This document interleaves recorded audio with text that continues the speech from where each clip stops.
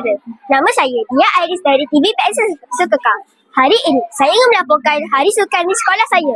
Mari sama-sama kita saksikan. Jom. Oleh adik Harasudin bin Haiduddin sebagai penggawa bendera mewakili anak-anak prasekolah.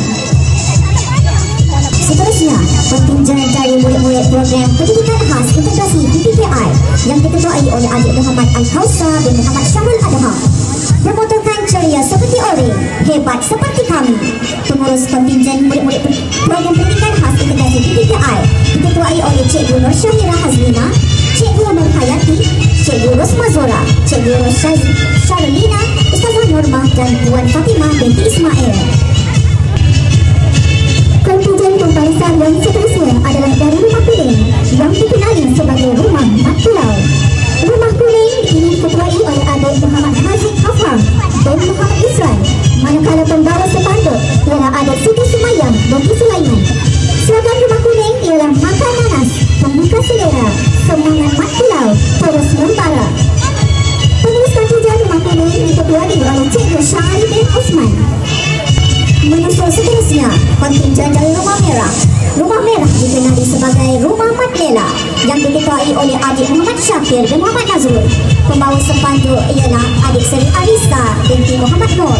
Slogan Rumah Merah ialah Red Green Never Quit. Pengurus kontinjen Rumah Merah diketuai oleh Ustaz Baharudin bin Ibrahim.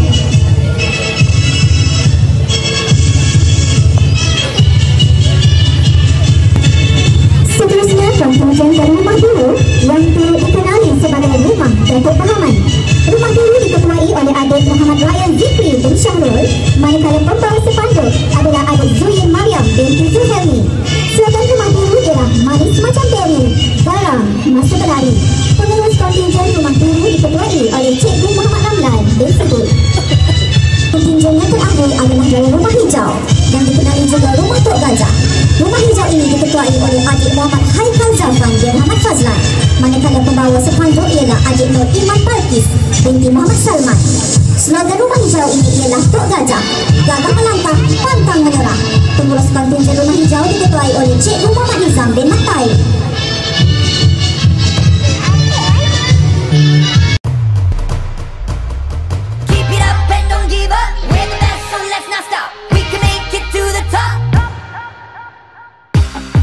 Melangkah dengan gagah menuju medan wira, semangat yakinkan menyela.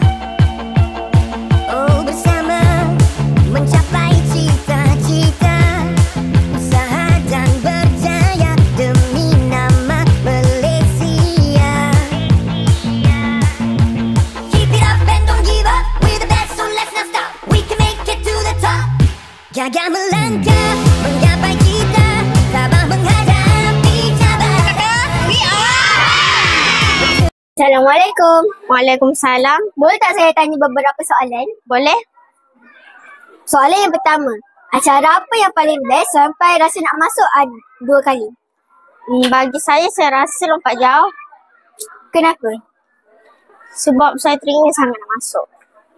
Soalan yang kedua, apa perasaan kamu bila nama rumah sukan kamu diumumkan juara ataupun kalah? Kalau juara bagi saya rasa bangga. Kalau kalah, bagi saya kita kena cuba lagi. Okey, terima kasih. Assalamualaikum cikgu. Salam. Saya nak bagi soalan ni kat cikgu. Okay. Soalan ni, cikgu rasa tahun ni rumah sukan apa yang menang? Saya rasa rumah sukan yang paling kuat berusaha dia yang akan menang. Okey. Kalau ada acara tarik tali antara guru dan murid, siapa menang? Saya rasa guru lah, sebab guru ni bukan sahaja gagah tapi juga handsome. Okey, terima kasih.